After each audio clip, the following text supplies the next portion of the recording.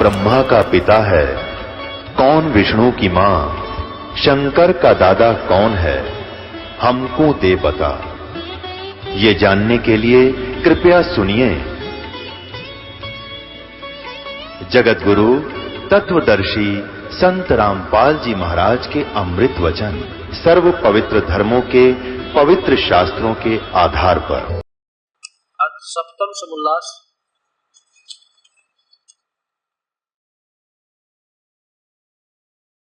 ये सप्तम समुल्लास आरंभ। प्रश्न करता कहता है कि वेद में ईश्वर अनेक है, इस बात को तुम मानते हो या नहीं? उत्तर महर्षि का नहीं मानते, क्योंकि चारों वेदों में कहीं नहीं लिखा जिससे अनेक ईश्वर सिद्ध हो, किंतु यह तो लिखा है कि ईश्वर एक है। अब इन्होंने इस आधार को मुख्य रखते हुए और गीता जी को पढ़ा, उसमें तो भगवान तीन अलग दिखा रखे हैं, तो इस करके कांट छांट करके एक 50-100 श्लोक रख लिए सारी गीता जी में। तो इनके विचारों से प्रभावित हो गए, अपनी बुद्धि से काम नहीं लेते अब, क्योंकि इनके अनुयायी हो गए, इनसे ज्यादा ये कहते हैं हम नहीं जान सकते। इन्होंने जो फाइनल सोच दे दी वो बिल्कुल सत्य है, ऐसा मानना भी पड़ता अनुयायियों में चाहिए भी नहीं ऐसा, पर लेकिन अब दोबारा देखना पड़ेगा इसको कि ये कहां तक सत्य है कि एक है या अनेक है। अब ये क्या बताते हैं कि वेद जो है भगवान ब्रह्म ने बोले, ब्रह्म ने परमेश्वर उक्त है, ब्रह्म को ये परमात्मा मानते। अब इन्हीं महापुरुष के द्वारा ऋग्वेद ये दिखाता हूँ 3-4 श्लोकों में। आप अपने कर्म कमलों से रखते हैं तीन भगवान कि एक तो ये सेंस राशि ईर्षा, ये देखो सेंस राशि ईर्षा माने 1000 भुजा वाला 1000 आंखों वाला ये काल ब्रह्म।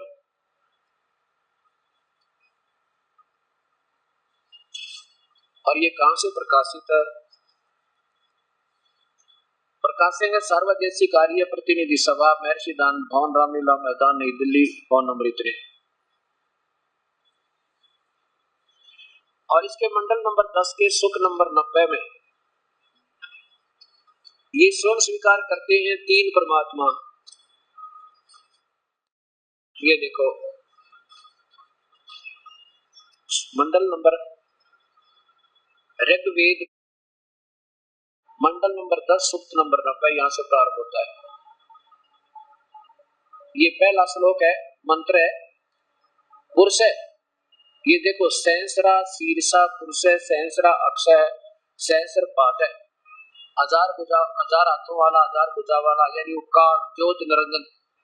एक तो ये भी भगवान है, ये भी परमेश्वर, ये भी राम भगवान, पुरुष माने प्रभु, ये भी प्रभु है। इन्होंने क्या लिखा कि पुरुष है माने परमेश्वर, सहस्रा शीर्षा का अर्थ लिख दिया संसार के सिरों वाला। अब वैसे सीधा लिखना चाहिए था 1000 सिरों वाला 1000 हाथों वाला, यानी वो काल आंखों वाला, संसार के पर के पैरों वाला, वह जगत के महान उत्पादन कारण प्रकृति को सब तरफ से आच्छादित करके इस 10 इंद्रियों वाले शरीर को अतिक्रमांत करके सचित है। सचित है किधर बैठा है, चलो आगे देखो।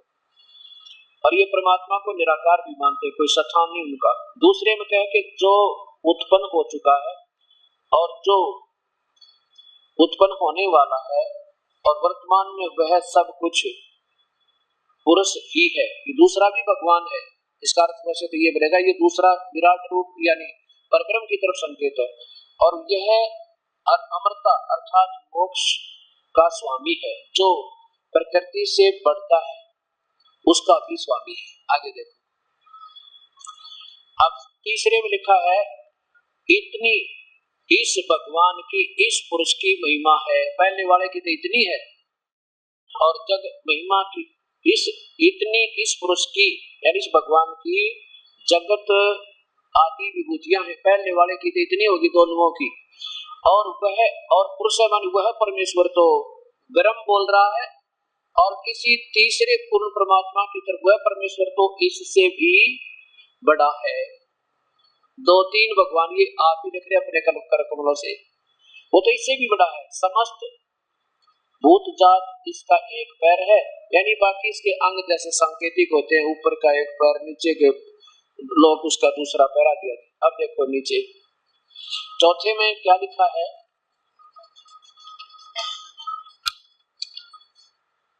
अब ये चौथा चल रहा है, तीन पादों वाला अविनाशी यह पुरुष, यह वह परमात्मा ऊपर विराजमान होता है, ऊपर बैठा है वो तो सतलोक में विराजमान होता है, तो मनुष्य आकार में है वो, और वहां बैठा है वहां विराजमान होता है। और इस एक पाद रूप जगत तो फिर वहां प्रकट, यहाँ प्रकट होता है। वह प्रभु, वो परमात्मा सर्वत्र व्यापता है, वह खाने और न खाने वाले अर्थात चेतन और अचेतन को अभी व्यक्त करता है।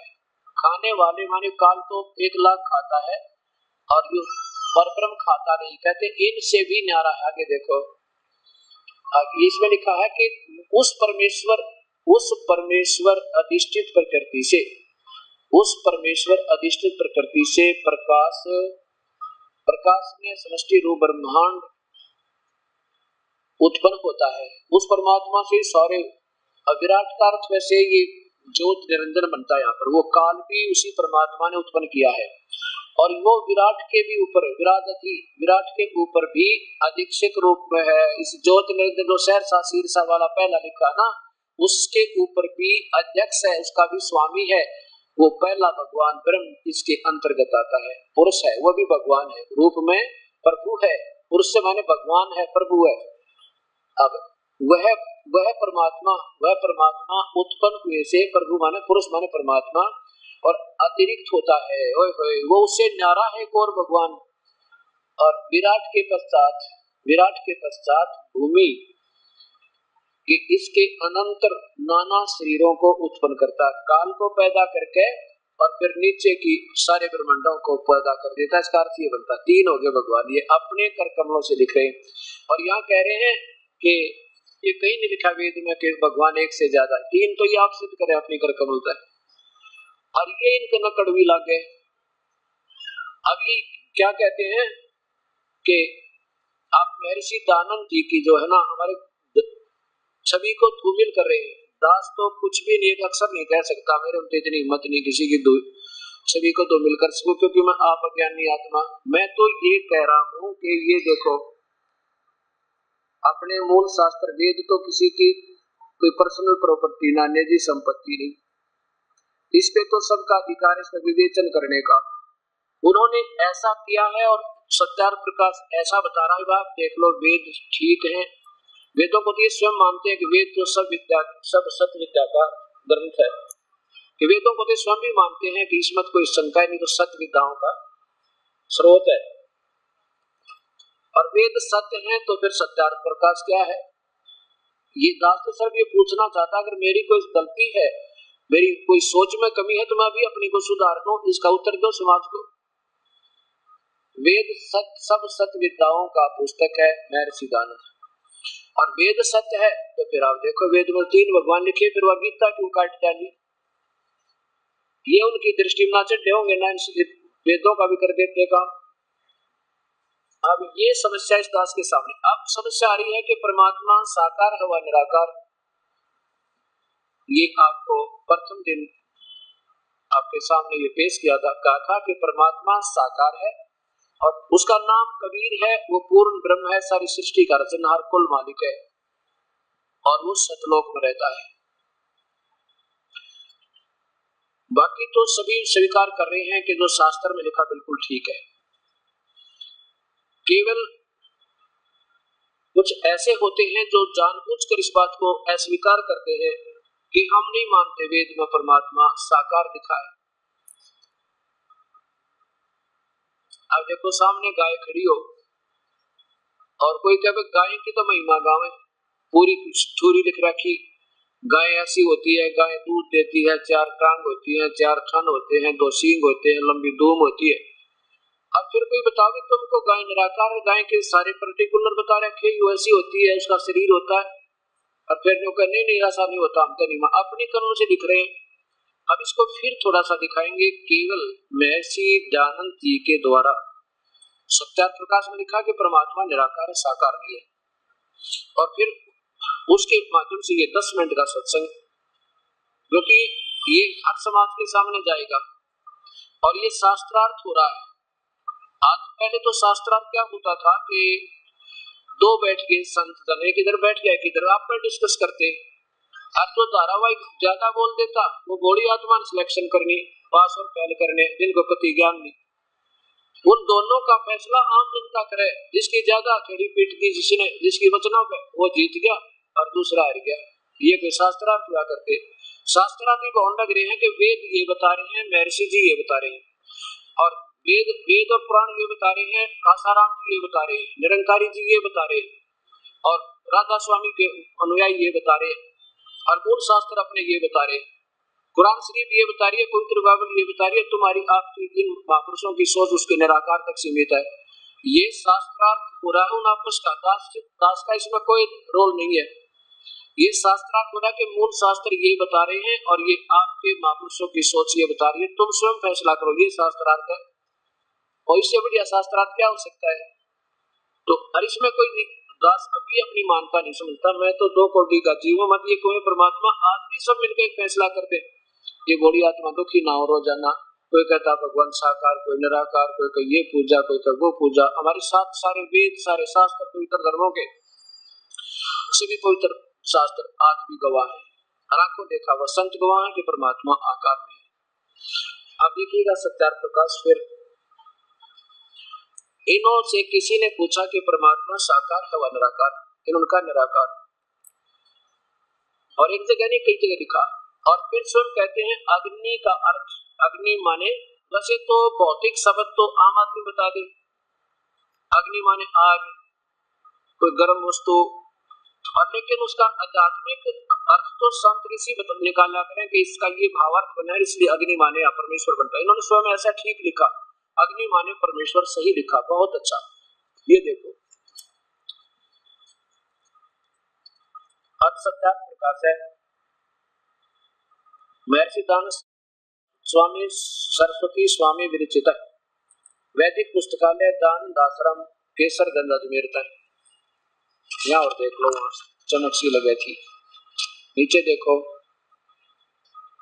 वैदिक पुस्तकालय दानंद आश्रम केसरगंज अजमेर।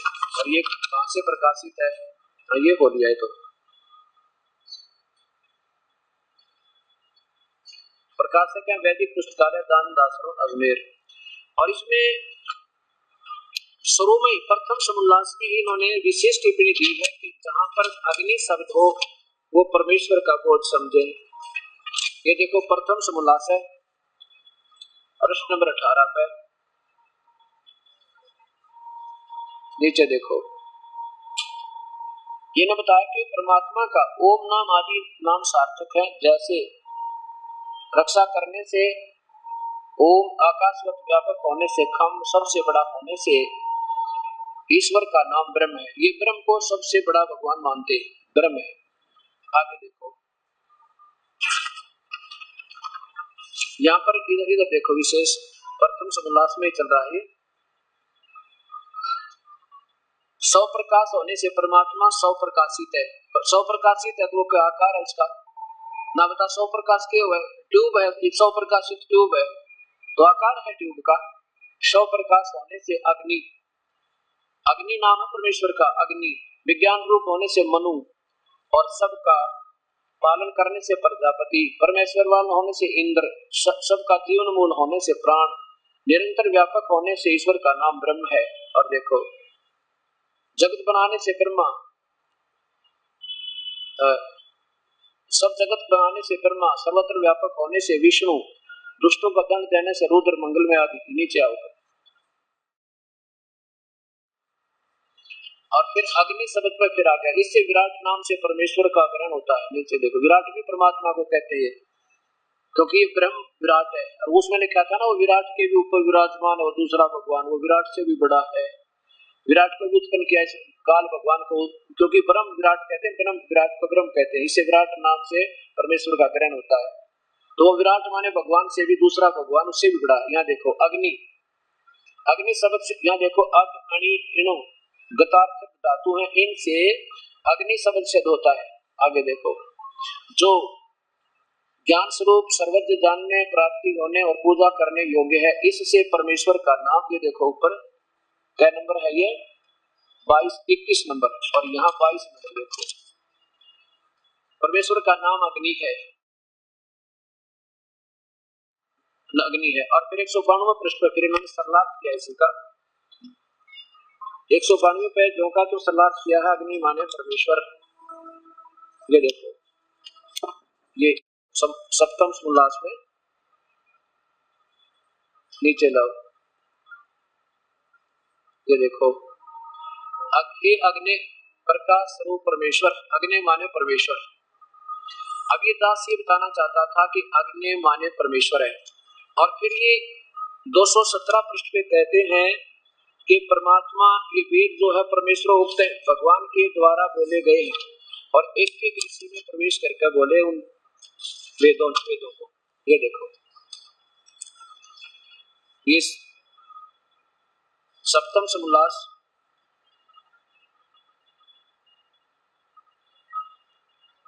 एक एक ऋषि में बोले गए। यहाँ देखो, पहले यहाँ देखो कि इन्होंने, किसी ने प्रश्न किया कि कौन किन किन ऋषियों की आत्मा में भगवान ने, या नीचे देखो सप्तम समोल्लास, ये सप्तम समोल्लास नीचे देखो कि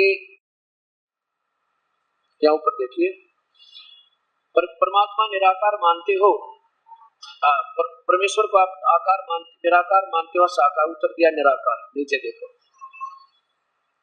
फिर उन्होंने पूछा निराकार है तो फिर वेद कैसे बोले? वो क्या बताते हैं कि अंतर्यामी रूप से उपदेश किया, किंतु केवल दूसरे को समझाने के लिए उच्चारण किया जाता है। जब परमेश्वर निराकार सर्वव्यापक है तो अपनी विद्या का उपदेश जीव सत स्वरूप से, जैसे किसी दूसरे में जैसे कोई जीव बोल रहा हो ना, ऐसा प्रवेश करके, सत माने विराजमान होकर, जीव सत माने जीव की तरह उसके अंदर प्रवेश करके, कि दूसरे में जैसे बोलने वाला यूं सोचे यही बोल रहा है, तो जिसका मुख बोल रहा है और दूसरा ना बोल रहा हो। जब परमेश्वर निराकार सर्वव्यापक है तो अपनी विद्या का उपदेश जीव सत रूप से, जीव सत जीव की तरह, जैसे बोलने वाला जो है उसको तो मालूम नहीं, दूसरा यूं सोचे यही बोल रहा है, जिसमें वो बढ़ गया भूत की तरह, प्रेत ये काल प्रवेश कर जाता, जैसे श्री कृष्ण में प्रवेश किया। जीव सत रूप से जीवात्मा में प्रकाशित कर देता है, जीवात्मा अंदर बढ़ गया, जीव सत जीव की तरफ प्रवेश करके और फिर उसमें प्रकाशित यानी उसमें बोलता है, और वह मनुष्य अपने मुख से उच्चारण करके दूसरे को सुनाता है।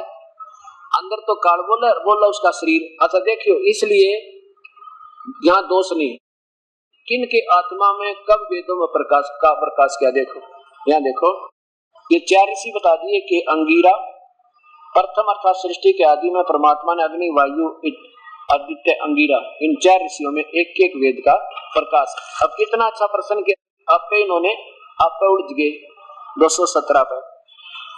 अब प्रश्नकर्ता कहते फिर ईश्वर ने यानी ब्रह्म ने ऋषियों को ज्ञान दे दिया होगा, और फिर उस ज्ञान से उन लोगों ने वेद बोल दिए होंगे। बोला नहीं, ऐसे थोड़ा ही बोल सकते हैं, और उधर कैसे ऋषियों ने उच्चारण कर दिया, और क्यों क्या कहते नहीं, ऐसे थोड़ा ही बोल सकते हैं। ऋषियों का तो यहाँ पर भूमिका समाप्त कर दी इन्होंने।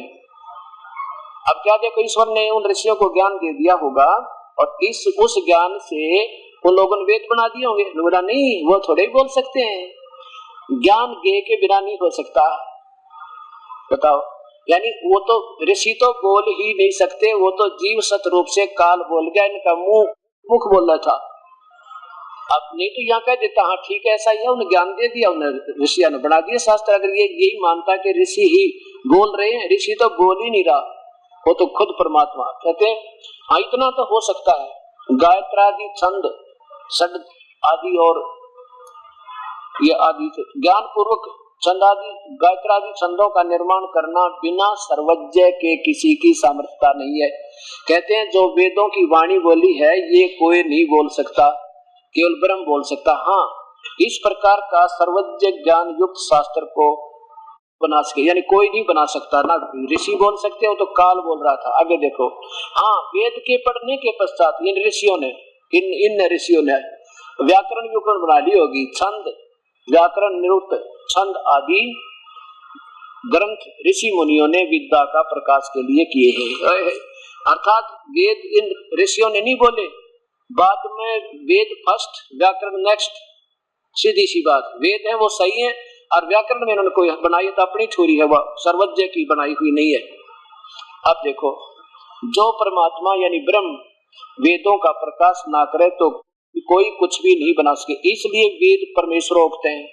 परमेश्वर ये ब्रह्म को कहते हैं, अनेक वेद काल द्वारा बोले गए, इति सिद्धम।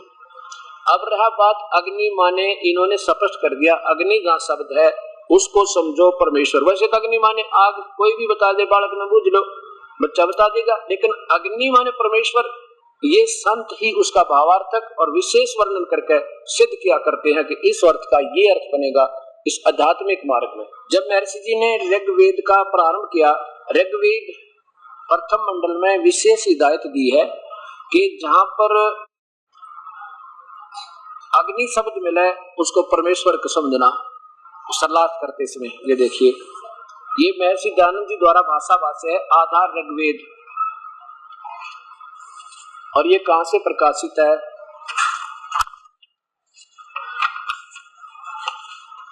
सार्वदेशिक आर्य प्रतिनिधि सभा 3/5 महर्षि दान भवन रामलीला मैदान नई दिल्ली से।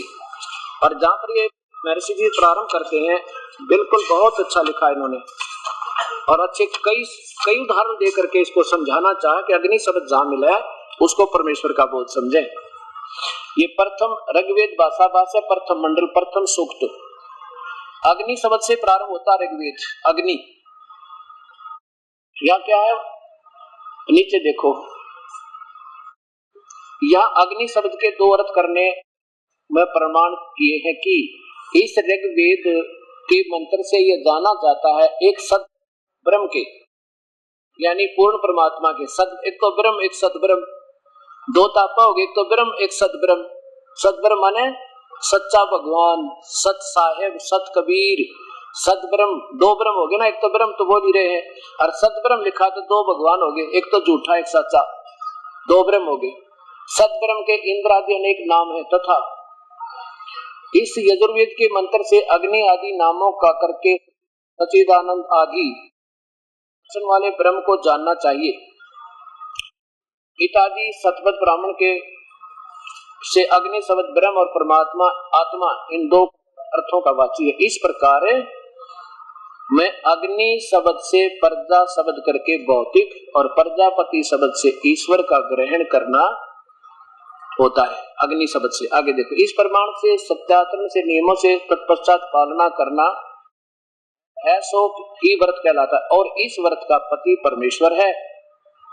ऋग्वेद के इस प्रमाण से ज्ञान वाले तथा सर्वज प्रकाश करने वाले विशेषण से अग्नि शब्द करके ईश्वर का ग्रहण होता है। जहां परमेश्वर शब्द मिला है वहां क्या बताया कि अग्नि शब्द मिला है तो उसको परमेश्वर समझना।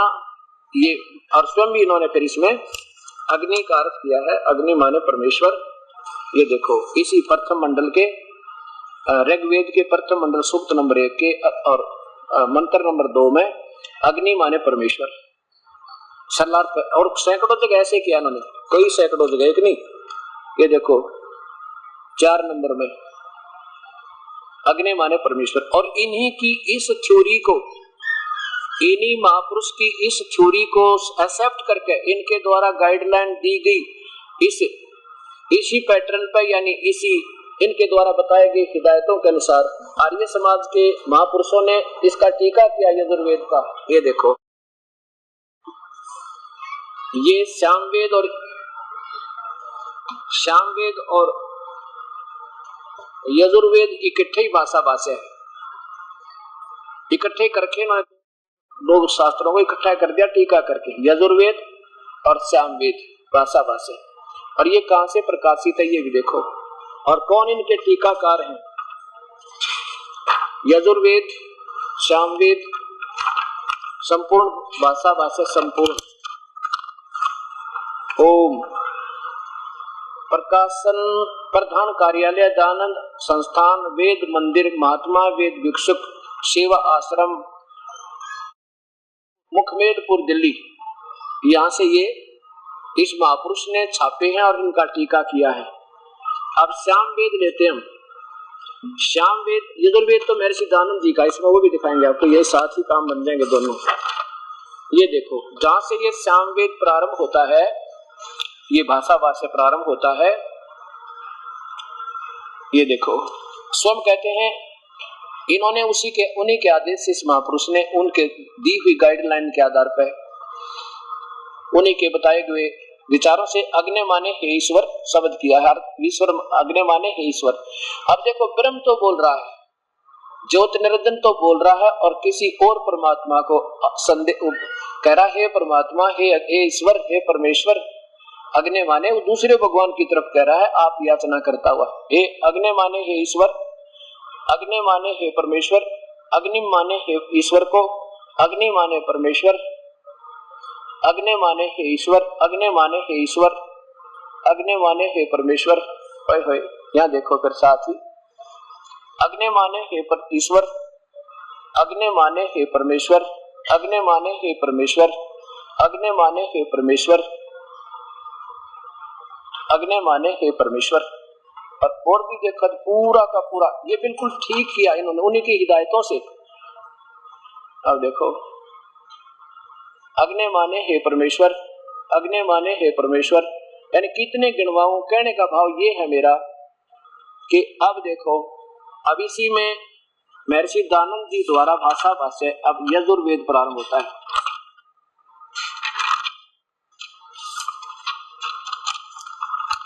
अब यहाँ देखो इसके 15वें श्लोक में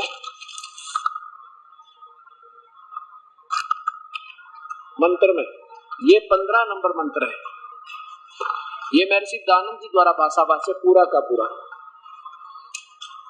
ऊपर देखो यजुर्वेद, ये है यजुर्वेद प्रथमोध्याय, प्रथमो भाषा भाष्य प्रथमोध्याय। 15वां श्लोक लेंगे हम पहले। इसमें है कि अग्ने तनुरसी 15वां श्लोक। ये देखो 15वां मंत्र है अग्ने तनुरसी। अग्ने माने परमेश्वर, तनु माने सशरीर, असी माने है। अब इन महापुरुष, अब मैं अपनी तरफ से कुछ नहीं देता, दास तो ये कहता है अगर इस अग्नि का पूरा देखो, इस अग्नि की जगह परमेश्वर लिख दे और परमात्मा तनु माने शरीर, असी माने परमात्मा सशरीर है। और इन महापुरुषों ने क्या किया है कि ये 3 शब्द, ये 4 5 और ये 6 और 7 8 9 10 और 11 12 ये गोलदारे है ना, इसमें कहीं इन्होंने अर्थ नहीं किया। देखो अग्नि शब्द कहीं भी नहीं मिलेगा आपको, इसमें ब्रैकेट में ही संस्कृत है अग्नि या कोई नहीं, अग्नि कहीं पर असी। ये देखो ये इस लाइन में कोई संस्कृत नहीं है और ना ही कहीं।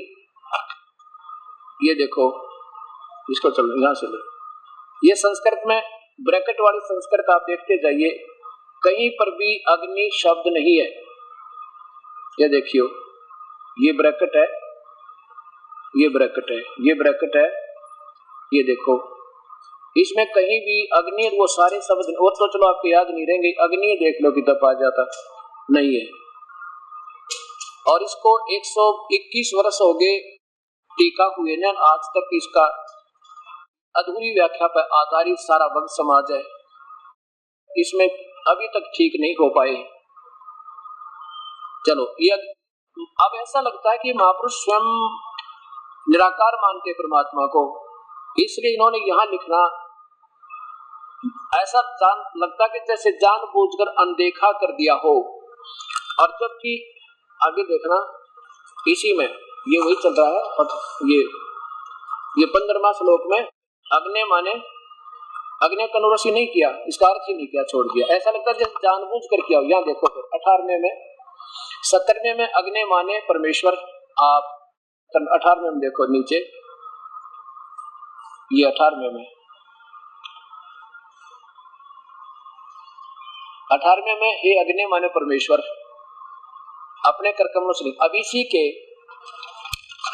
5वें में फिर पहुंचो, इन्हीं के द्वारा भाषा भाषा ये 5वां, ये देखो अथ 5वां अध्याय आरंभ। अब यहाँ नीचे देखो ये फिर आ गया, इसमें अग्नि तनुअसी परमात्मा सह शरीर है।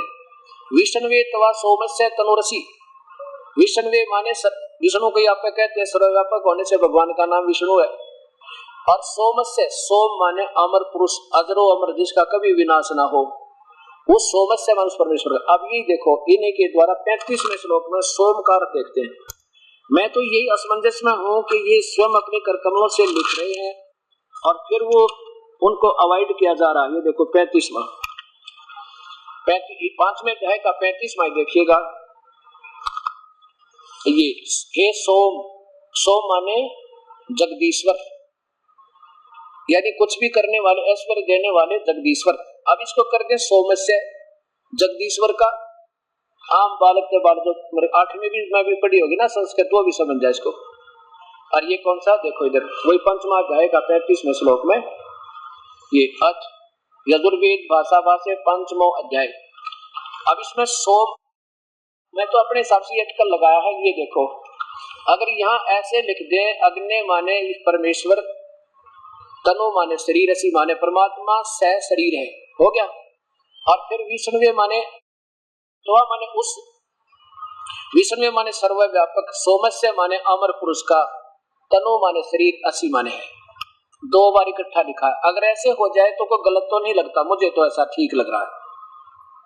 अब इन्होंने क्या किया महापुरुष ने, अब ये देखो यहाँ पर ये भी देखो भगवान एक है या 2।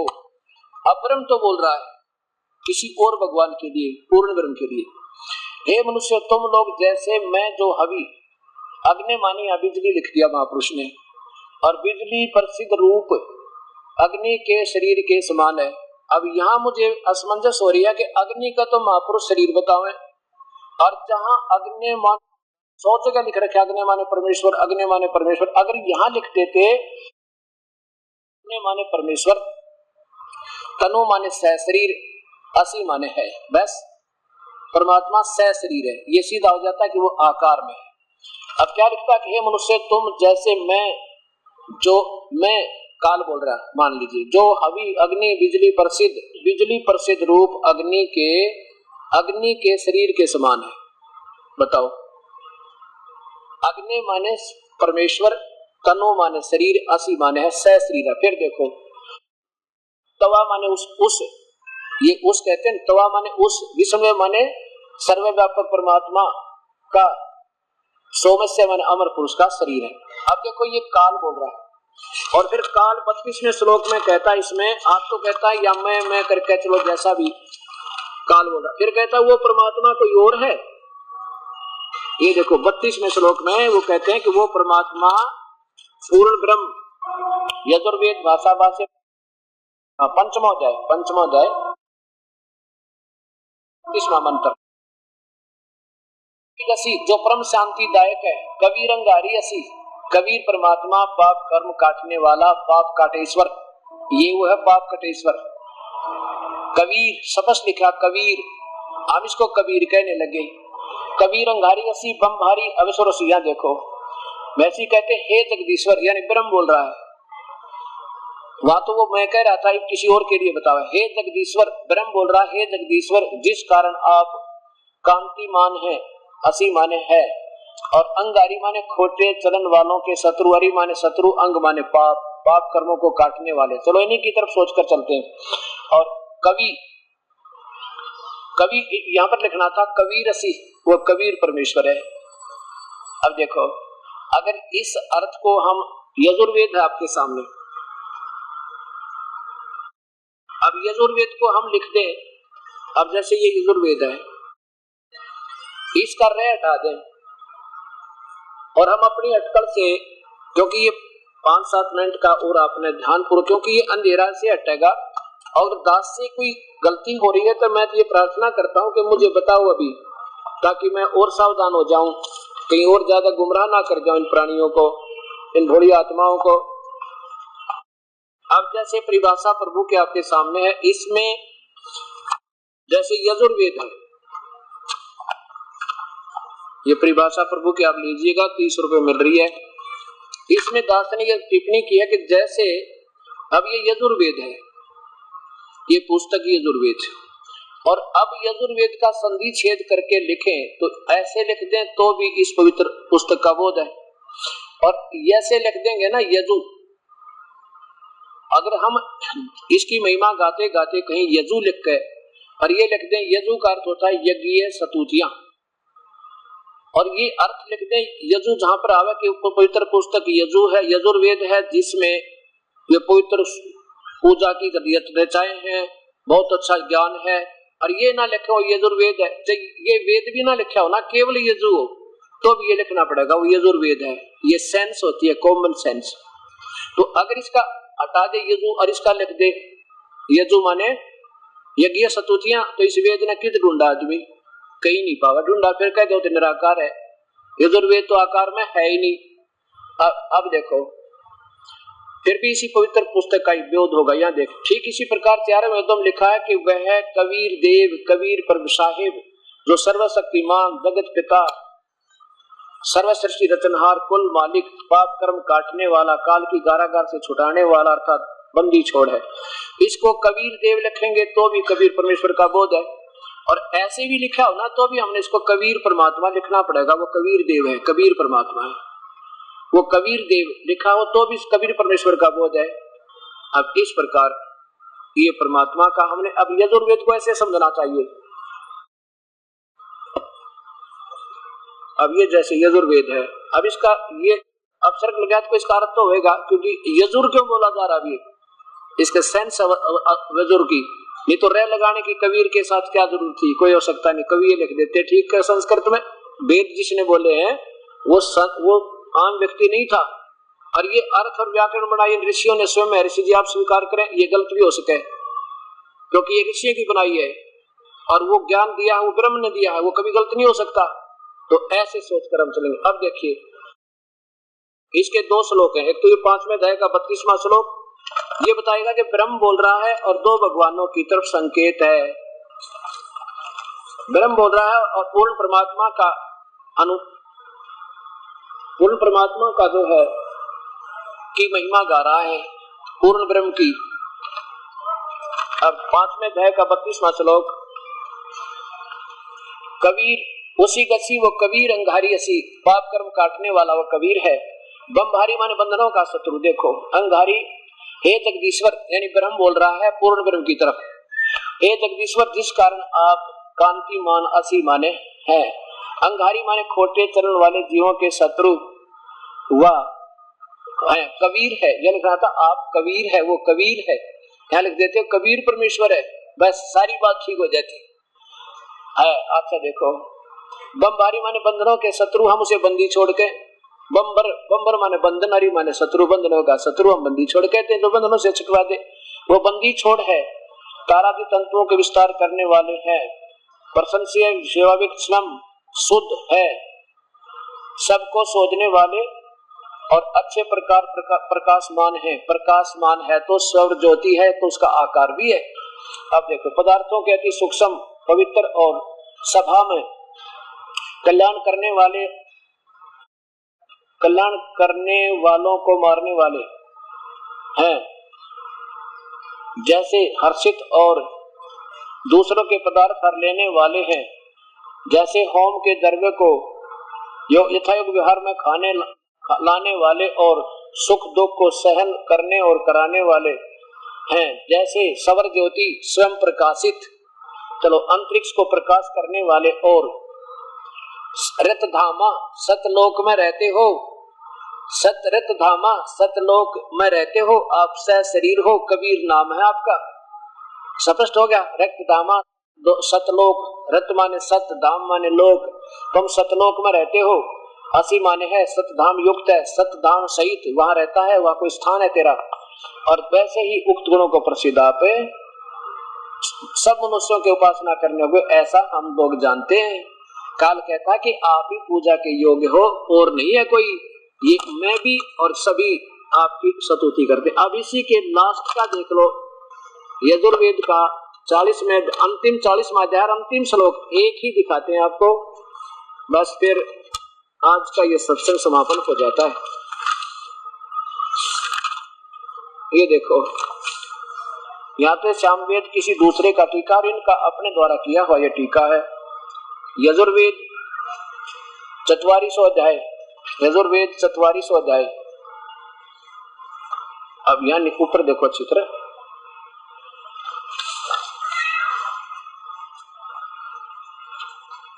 यजुर्वेद 44वां अध्याय और नीचे देखो 70वां श्लोक, लास्ट है ये यजुर्वेद का, ये 70वां श्लोक मंत्र।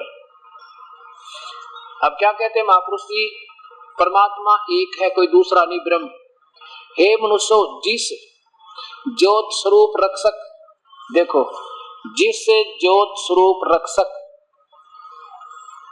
मुझसे अविनाशी यथार्थ कारण से आच्छादित मुख के तुल उत्तम अंग का प्रकाश किया जाता है, और लिखना था यहाँ पर, और जो वह कोई और भगवान, जो वह प्राण व सूर्य मंडल में यानी सतलोक में, आदित्य वर्ण माने सतलोक में पुरुष, वह पूर्ण परमात्मा है। होय होय, अब पूर्ण है तो कोई अपूर्ण भी है, कोई सत ब्रह्म है तो कोई झूठा ब्रह्म भी है। सत ब्रह्म माने अविनाशी परमात्मा, और दूसरा जो है ब्रह्म है तो बिना और नाशवान है। दो तो आप ही बता दिए, पूर्ण है तो कोई अपूर्ण ब्रह्म भी है, दो भगवान हो गए। वह है परप्रोक्ष स्वरूप, वो तो गुप्त है, ऐसे लिखना। और मैं ब्रह्म, होय होय, अहम माने मैं, अपनी अलग बताव है और वो कोई और है, दो बोल रहे हैं भगवान ये।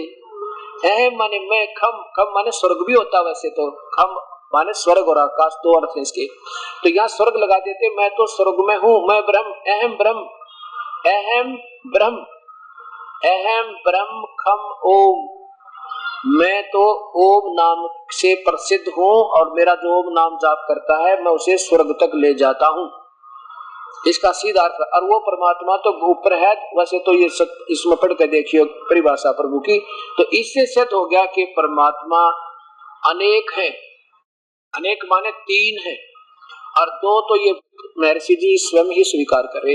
एक बार फिर देखिए, परमात्मा एक है या अनेक है।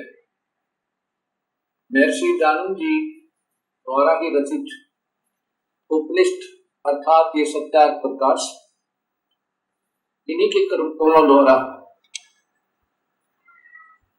अर्थ सत्यार्थ प्रकाश है।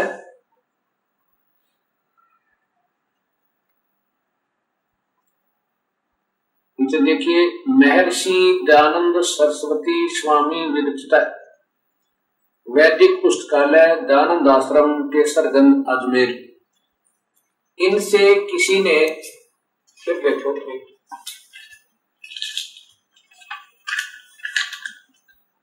अर्थ सत्यार्थ प्रकाश है, वैदिक पुस्तकालय दयानंद आश्रम केसरगंज अजमेर,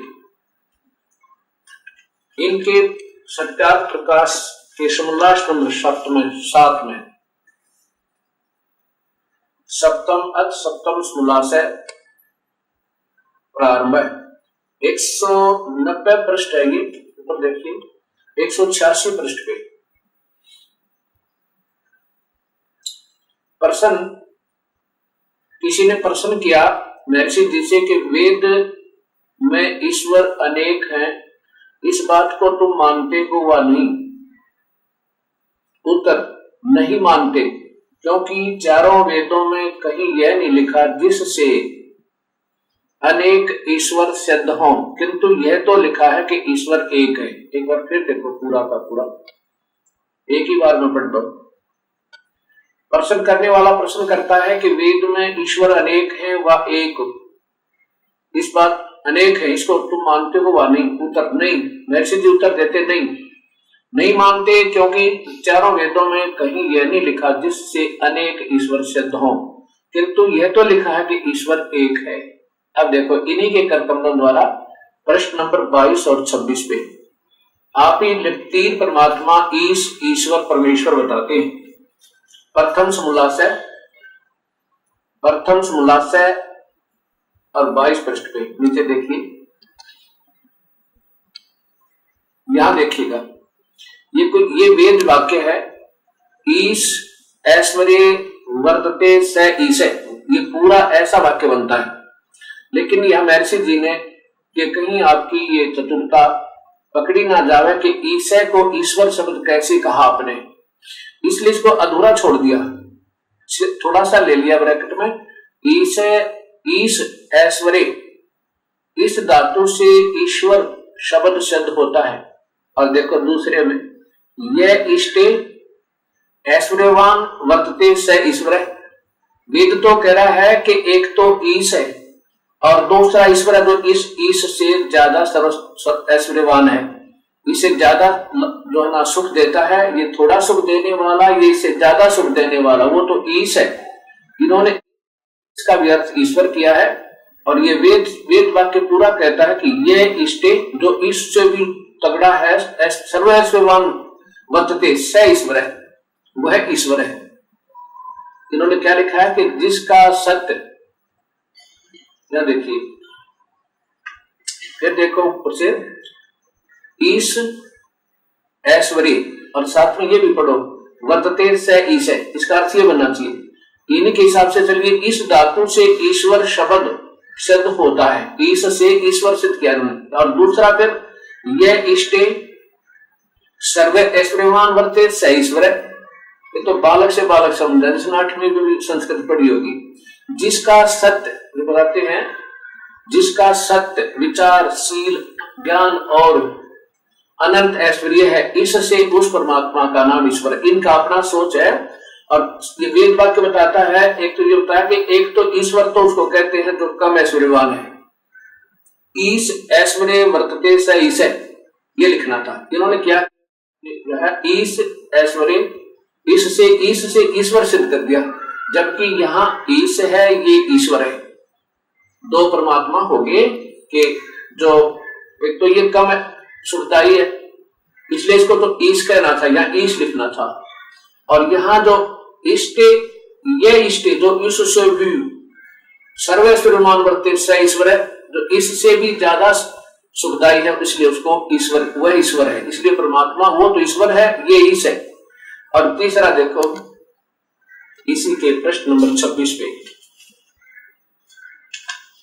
महर्षि जी अपने कलम से लिखते हैं। फिर यहाँ देखो समर्थों वालों का नाम ईश्वर है, समर्थ्य वाले का नाम ईश्वर है। यहाँ देखिए ईश्वर नहीं, यह ईश्वरेशु यानी उस ईश्वर से भी, समर्थेशु यानी सब समर्थों से भी, परम श्रेष्ठ है यानी अति श्रेष्ठ है, सह परमेश्वर है।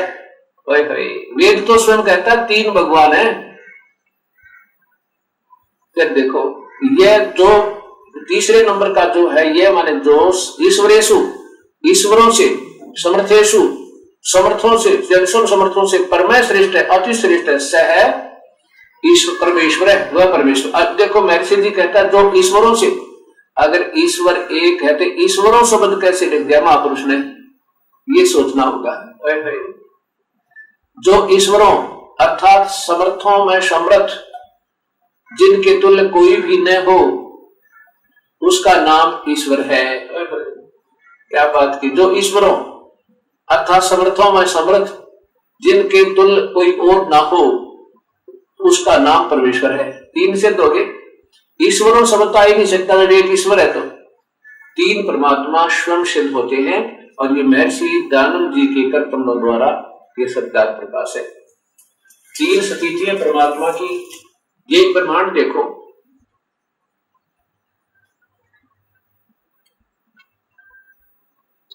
अंड या पिंड या ब्रह्मांड इसी को कहते हैं।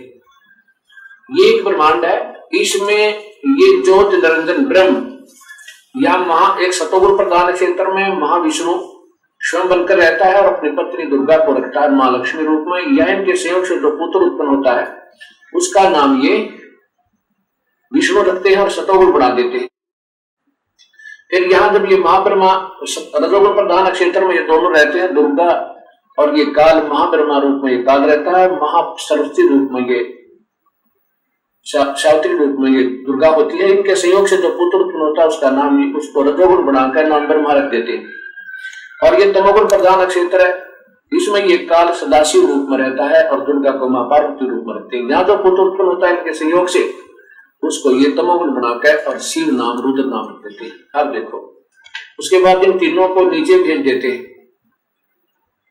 ये विष्णु का अपने पुत्र विष्णु को, ब्रह्मा को, शिव को केवल स्वर्ग, पृथ्वी और पाताल तीन लोगों का एक एक विभाग का प्रभु बना देते, स्वामी बना देते, ईश बना देते। अब देखो, अब ऐसे ऐसे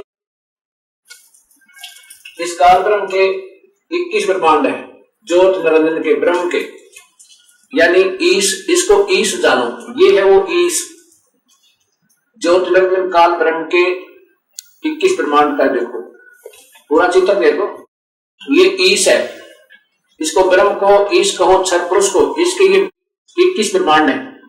इसने जब अभी आपने ब्रह्मांड देखा था, ऐसे ऐसे ये 5 ब्रह्मांडों का ग्रुप बनाकर एक महाब्रह्मांड बनाकर, और ऐसे 4 महाब्रह्मांडों में 20 ब्रह्मांडों को रोक के 21वें में स्तंभ इससे बाहर बैठा है, इससे बाहर बैठा, जैसे ऋग्वेद मंडल नंबर 10 के सूत्र नंबर 90 के 1, 2, 3 श्लोक में 4 में स्वयं ऋषि जी अपने कलमों से 3 भगवान सिद्ध कर रहे थे, अभी आपने देखा था। ये तो ईश है पूरा, ये देखो, ये ब्रह्म है, ये काल है, पूरा तो देखो, पूरा देखो, ये तो एक ज्योत निरंजन, ये ईश है, और ये कम ऐश्वर्यवान है, ये कम ऐश्वर्यवान है।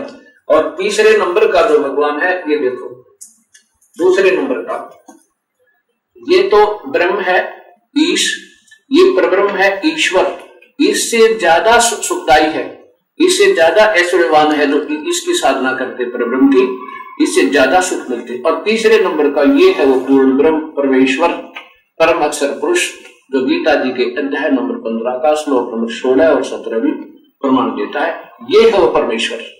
इस प्रकार ईश, ईश्वर, परमेश्वर, ब्रह्म, परब्रह्म, पूर्ण ब्रह्म, ये अक्षर पुरुष, अक्षर पुरुष, परम अक्षर पुरुष, ये 3 परमात्माओं का बोध, ये प्रत्यक्ष प्रमाण है। और स्वयं सिद्धानंद जी भी अपने कर कमलों से स्वीकार कर रहे हैं, क्योंकि वेद में सही लिखा है। वेद का जो उन्होंने शुरुआत करने की चेष्टा की, उसको वेद का तात्पर्य सही समझ नजर आ रहा वाक्य का, लेकिन इन्होंने अपनी तरफ से उसका जो दूसरी तरह अर्थ करना चाहा तो भी नहीं कर पाए, अंत में लिखना पड़ा कि जो सबसे ईश्वरों का भी ईश्वर है वो परमेश्वर कहलाता है।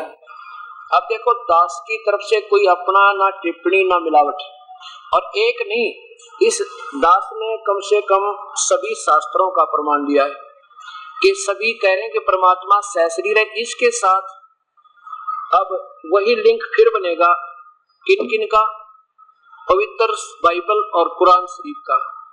ये और देखो 2 मिनट का सत्संग है। अब इसमें क्या होगा, अब इस सत्संग से ना जाने कितने पुण्यात्माओं का उद्धार होगा, और प्रमाण के बिना कोई नहीं माने, क्यों विद्वान पढ़े लिखे बहन बेटी हो गए। अब क्यों नहीं मानेंगे, क्योंकि पहले ये थक लिए, छित लिए इन बेसलेस कथा सुनकर ऋषियों और मैं ऋषियों की और संतों। ये देखो पवित्र बाइबल में इसमें शपथ लिखा है, और ये कहां से प्रकाशित है, इंडियन बाइबल लिटरेचर 66 प्रकार और कल्पक मद्रास दूरभाष। इसके अंदर पहले बिल्कुल फर्स्ट में लिखा कि भगवान ने 6 दिन में सृष्टि रची और 7वें दिन तख्त पर जा बैठा। उत्पत्ति, विश्व की सृष्टि के 7 दिन, पहला दिन, दूसरा दिन और तीसरा दिन, चौथा दिन, और यहाँ देखो 5वां दिन और 6ठा दिन। और 6ठे दिन में सुनाते हैं आपको कि परमेश्वर ने, या देखो 26 में, फिर परमेश्वर ने कहा मनुष्य को हम अपने स्वरूप के अनुसार अपनी समानता बनाए। और आगे देखो, फिर तब परमेश्वर ने मनुष्य को अपने स्वरूप के अनुसार उत्पन्न किया, और अपने स्वरूप के अनुसार परमेश्वर ने उसको उत्पन्न किया, नर और नारी करके मनुष्यों की सृष्टि की। 3 बार लिखा है, ऐसे जैसे यजुर्वेद में लिखा है। तो मनुष्य जैसा हुआ प्रभु वो पूर्ण ब्रह्म, जो 6 दिन में सृष्टि रचकर 7वें दिन तक जा बैठा। अब 7वां दिन, अब यहाँ देखो कि क्या कहता है कि फिर परमेश्वर ने उनसे कहा, सुनो जितने भी बीज वाले मनुष्यों से कहा, छोटे छोटे पेड़ सारी पृथ्वी के ऊपर हैं, जितने वृक्षों में बीज वाले फल होते हैं वे सब मैंने तुमको दिए हैं, वो तुम्हारे भोजन के लिए हैं। और कहीं मांस खाने का वर्ण उस परम पिता का तो है नहीं, बाद में कोई और रिश्ता पुरुषता आदेश देता तो वो दोषी होंगे उसके आदेश न मान के। यहाँ देखो 7वां दिन विश्राम का दिन, 7वें दिन विश्राम किया। अब ज्यादा ना दिखा के आपको केवल अब कुरान शरीफ दिखाता हूँ।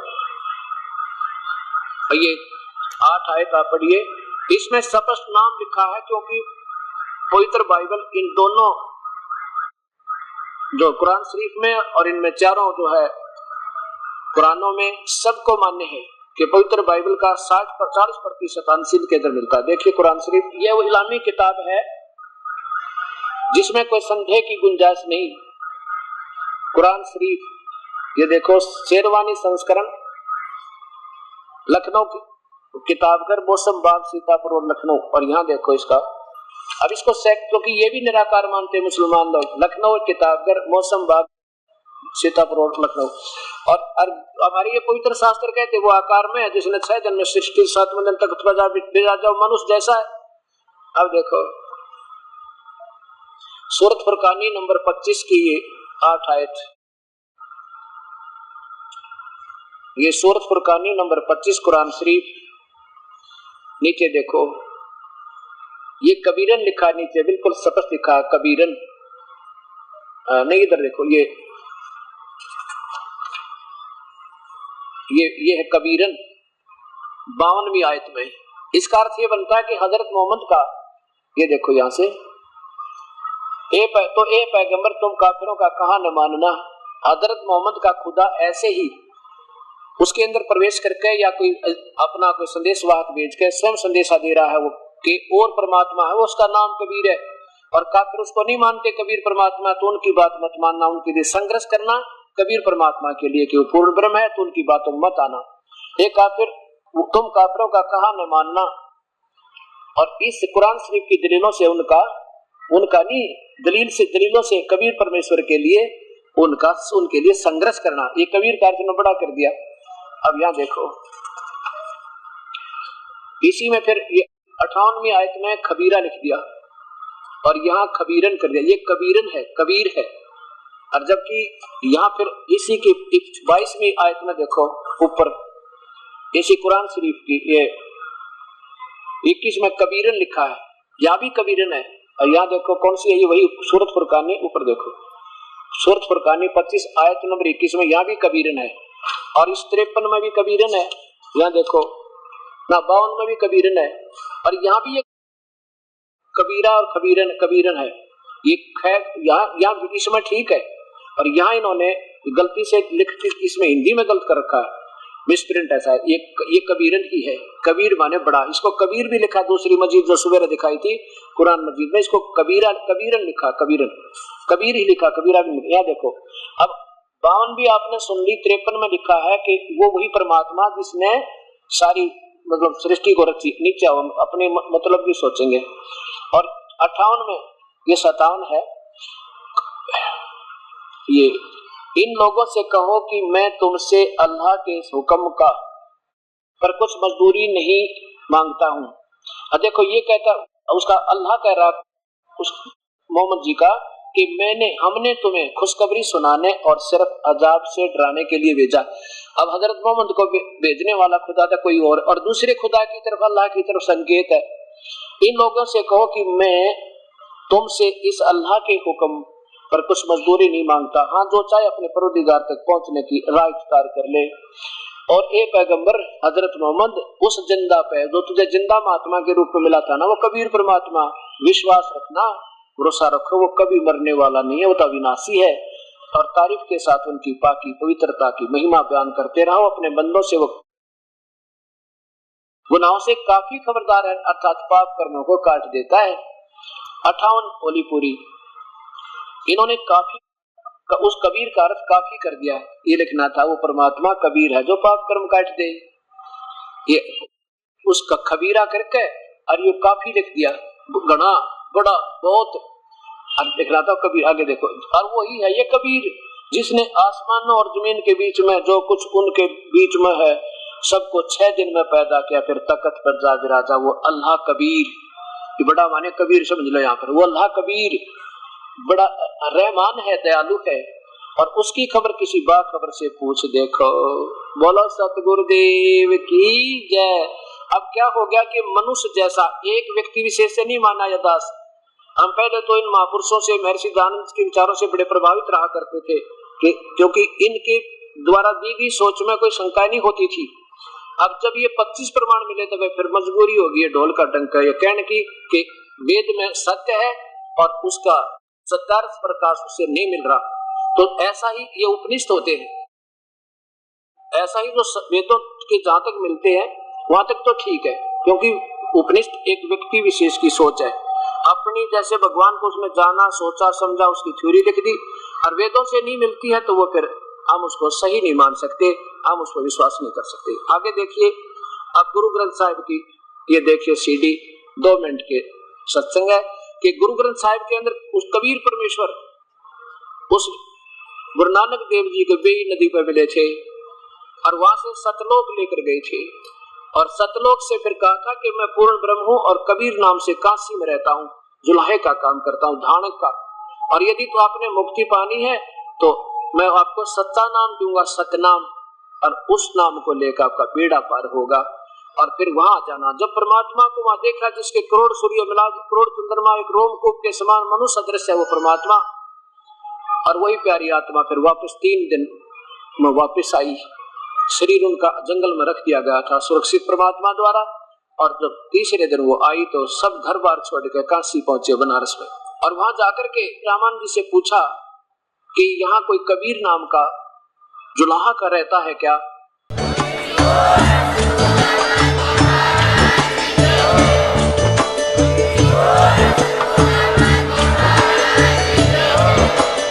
आप सुन रहे थे जगत गुरु तत्वदर्शी संत रामपाल जी महाराज जी के मंगल प्रवचन। अधिक जानकारी के लिए विजिट कीजिए हमारी वेबसाइट www.jagatgururampalji.org। संत रामपाल जी महाराज जी के शुभ आशीर्वाद से पूरे विश्व भर में 500 से भी ज्यादा नाम दीक्षा केंद्र हैं, जिन पर संत रामपाल जी महाराज जी द्वारा ऑनलाइन निशुल्क नाम दीक्षा दी जा रही है। अपने नजदीकी नाम दीक्षा केंद्र का पता करने के लिए संपर्क करें 8222880541।